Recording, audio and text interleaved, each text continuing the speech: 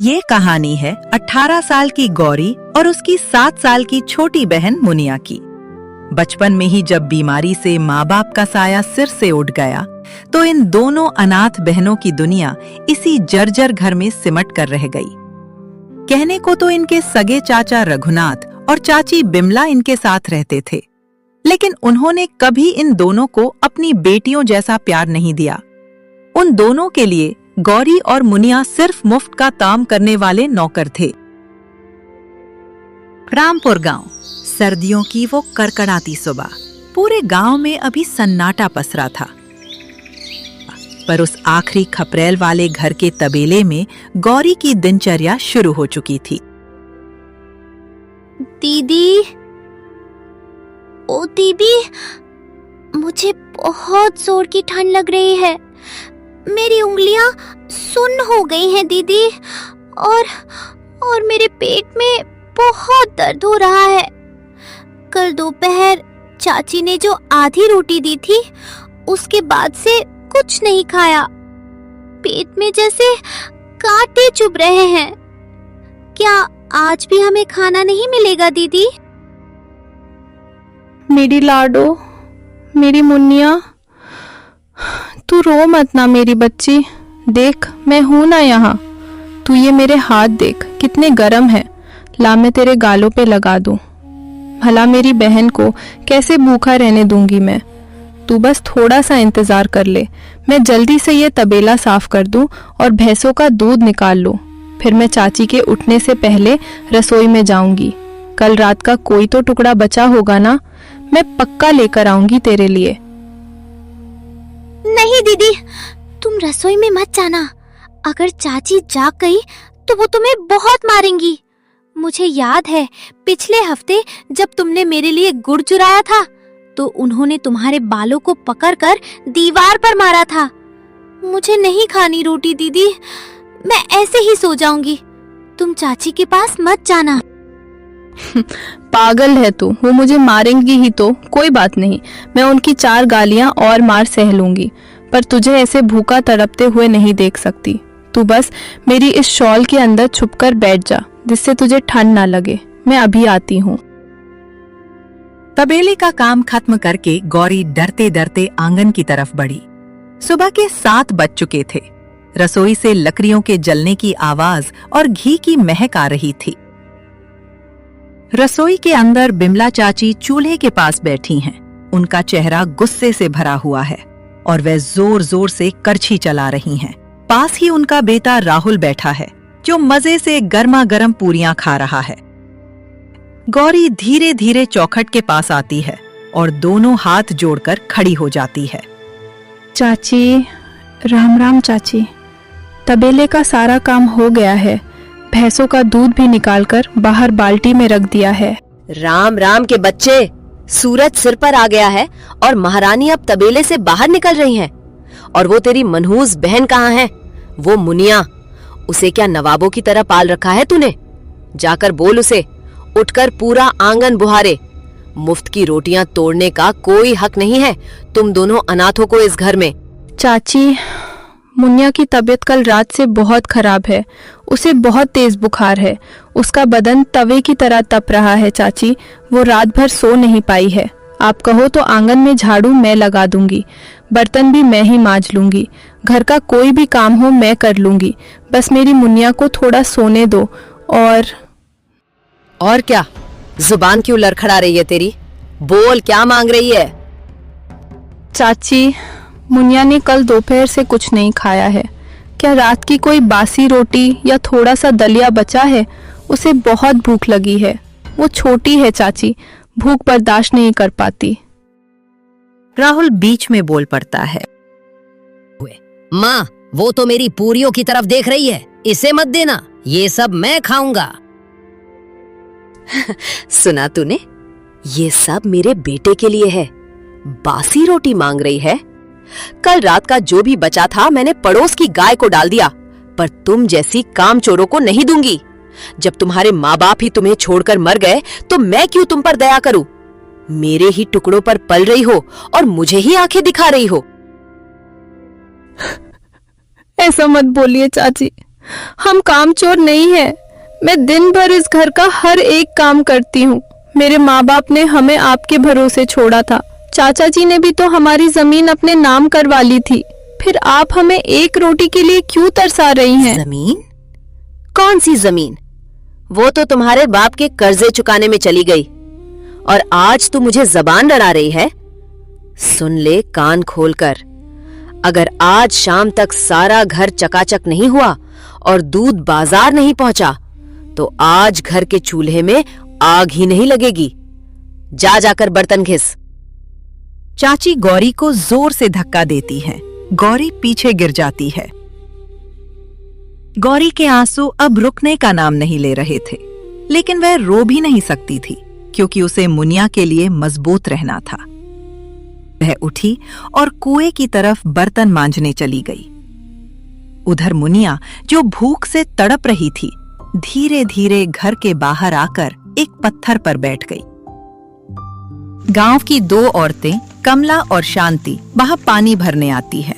वे दोनों मुनिया को देखकर फुसफुसाने लगती हैं।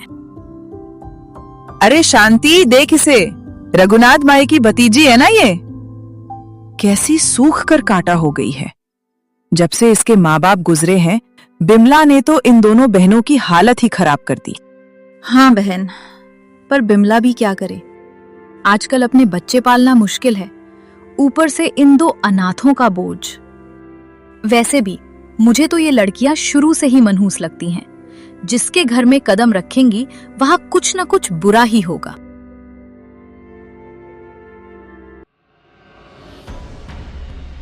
काकी, आप लोगों को शर्म नहीं आती? एक छोटी सी बच्ची के सामने कैसी बातें कर रही हैं आप? अगर आप हमें 2 रोटी खिला नहीं सकती तो कम से कम हमें ताने तो मत मारिए। हम पर बोझ नहीं है, हम अपनी मेहनत का खाते हैं। लो कर लो बात, हम तो दया कर रहे थे और ये हमें ही आंखें दिखा रही है। चल शांति, यहां से चल। इन लावारिसों के मुंह लगना ही बेकार है। दोनों औरतें वहां से चली जाती हैं। दीदी, क्या हम सच में मनहूस हैं? क्या हमारी वजह से माँ बाप चले गए? चाची भी यही बोलती हैं, और अब ये काकी भी। दीदी, मुझे इस घर में नहीं रहना। मुझे यहाँ बहुत डर लगता है। नहीं मेरी बच्ची, तू बिल्कुल मनहूस नहीं है। तू तो मेरी जान है। ये दुनिया बहुत जालिम है मुनिया। यहाँ लोग दूसरों का दर्द नहीं समझते। पर तू चिंता मत कर, मैं वादा करती हूँ एक दिन हम इस घर से दूर चले जाएंगे, कहीं बहुत दूर, जहाँ कोई हमें ताने नहीं मारेगा, जहाँ मेरी मुनिया को कभी भूखा नहीं रहना पड़ेगा। दोपहर हो चुकी थी। मुनिया की हालत भूख और बुखार से और भी खराब हो रही थी। गौरी से अब अपनी बहन का ये तड़पना देखा नहीं जा रहा था। उसने तय कर लिया कि अब आर पार की बात होगी। बिमला चाची दाल चावल खाकर चारपाई पर आराम कर रही थी। गौरी सीधे उनके कमरे में घुसती है। चाची उठिए। क्या है चुड़ैल, मेरी नींद क्यों खराब कर रही है? काम हो गया तेरा? सारा काम हो गया है, पर अब और नहीं। मेरी मुनिया बुखार से जल रही है। उसने कल से कुछ नहीं खाया है। आप मुझे अभी के अभी 2 रोटियां देंगी? मैंने दिन भर जानवरों की तरह काम किया है और उस काम की कीमत 2 रोटियां तो बनती हैं।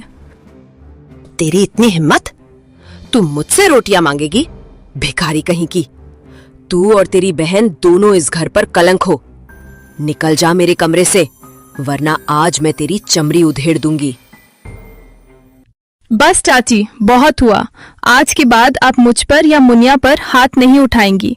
हम अनाथ जरूर है, पर लावारिस नहीं। आपने हमारे हिस्से की जमीन ली, हमने कुछ नहीं कहा। आपने हमें जानवरों से बदतर रखा, हमने वो भी सहा। लेकिन अब मेरी बहन की जान पर बन आई है। तो निकल जा इस घर से, दफा हो जा यहाँ से। अगर इतनी ही खुददारी है तो ले जा अपनी इस मनहूस बहन को और जाकर सड़क पर भीख मांग। देखो कैसे पालती है तू इसे। बिना छत और बिना पैसे के 2 दिन में कुत्ते की मौत मरोगी दोनों। निकल जाएंगे चाची, खुशी खुशी निकल जाएंगे। ये घर हमारा भी था, लेकिन अब यहाँ पल भर नहीं रुकेंगे। और याद रखना मेरी बात, जिस दिन हम वापस आएंगे उस दिन किसी के टुकड़ों पर नहीं, अपनी मेहनत की कमाई खाकर आएंगे। आपको भीख मांगते हुए नहीं, सिर उठाकर जिएंगे हम। घर से निकलने के बाद गौरी और मुनिया के कदम गांव के बाहर उस पुराने वीरान शिव मंदिर की तरफ बढ़ गए। जनवरी की वो काली रात और सर्द हवाएं किसी भी इंसान की हिम्मत तोड़ने के लिए काफी थीं। लेकिन गौरी की आंखों में आंसू नहीं, बस एक जिद थी। दीदी, मुझे बहुत डर लग रहा है। यहाँ कितना अंधेरा है। क्या यहाँ भूत आते हैं? मुझे घर जाना है दीदी। मुझे चाची की मार मंजूर है, पर मुझे यहाँ नहीं रुकना। मुझे बहुत ठंड लग रही है। पगली, भगवान के घर में भूत नहीं आते। देख, सामने भोलेनाथ की मूर्ति है ना, वो हमारी रक्षा करेंगे। तू मेरी तरफ देख मुनिया, मेरी आंखों में देख। क्या तू चाहती है कि हम फिर से उन लोगों की गालियां सुने? क्या तू चाहती है कि मैं फिर से चाची के पैरों में गिरकर तेरे लिए एक रोटी की भीख मांगू? नहीं दीदी। तो बस आज की रात थोड़ा सा सब्र कर ले मेरी लाडो। कल सुबह होते ही तेरी दीदी कोई काम ढूंढ लेगी। मैं दिन रात मेहनत करूंगी मुनिया। तुझे अच्छे कपड़े पहनाऊंगी, तुझे स्कूल भेजूंगी। हम अपना एक छोटा सा घर बनाएंगे जिसमें कोई हमें मारने वाला नहीं होगा। वहां सिर्फ तू होगी, मैं होंगी और ढेर सारा प्यार होगा। अब तू अपनी आंखें बंद कर ले और मेरी गोद में सो जा।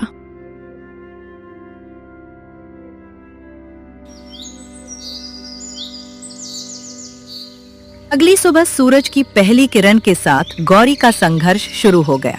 उसने मुनिया को मंदिर में ही सुरक्षित बैठाया और काम की तलाश में गांव के सबसे बड़े जमींदार ठाकुर प्रताप सिंह की हवेली की ओर निकल पड़ी।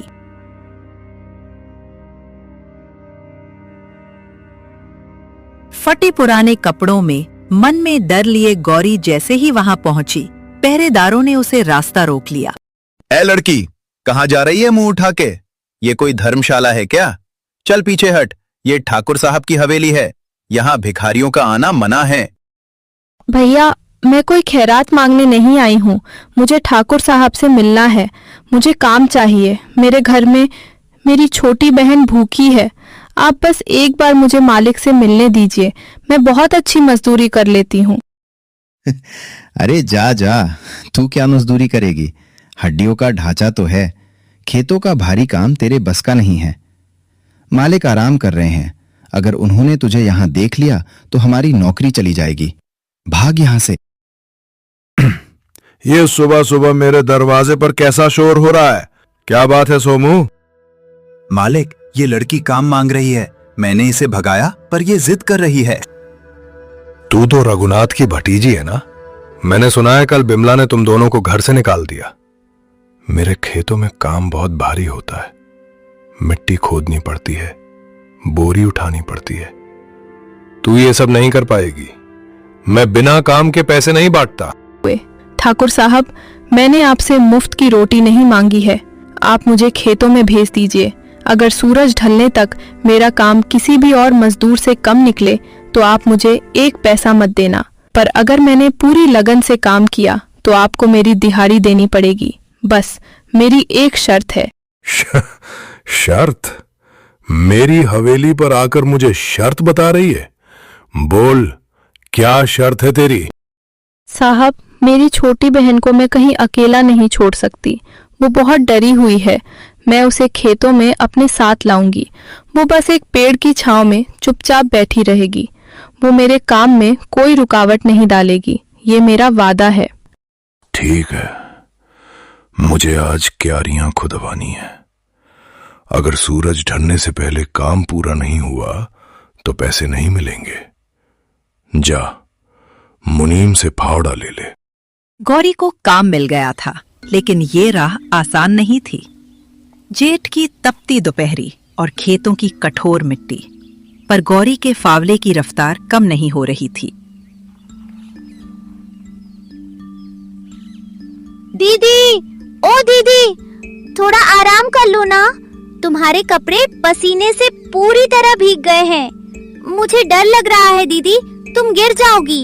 आ जाओ ना यहाँ छांव में थोड़ी देर। नहीं मेरी मुन्निया, बस थोड़ा सा काम और बचा है। अगर मैंने आराम किया तो सूरज ढल जाएगा और ठाकुर साहब हमें पैसे नहीं देंगे। फिर मैं मेरी लाडो के लिए खाना कैसे लाऊंगी? तू बस वहां बैठी रह, मैं अभी ये क्यारी पूरी कर देती हूँ। शाम ढल चुकी थी। दिन भर की कड़ी मेहनत से गौरी के हाथों में छाले पड़ गए थे, जिनसे अब हल्का खून रिस रहा था। वो दर्द को सहते हुए अपना काम समेट ही रही थी कि तभी मुनीम जी वहां आते हैं।